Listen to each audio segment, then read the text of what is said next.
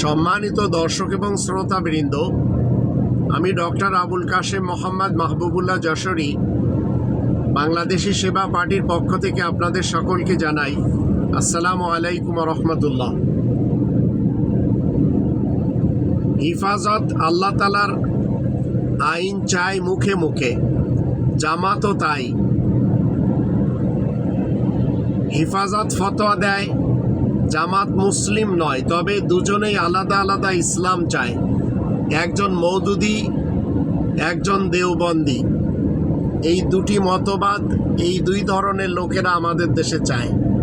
আবার তাওহিদি জনতা, তারা সম্মিলিতভাবে হিজবুত তাওহিদের সদস্যদের খুন করেছে। আবার হিজবুত তাওহিদের লোকেরা এখন হাতে তলোয়ার নেওয়ার জন্য, মাথায় লোহার টুপি পরার জন্য প্রস্তুতি নিচ্ছে।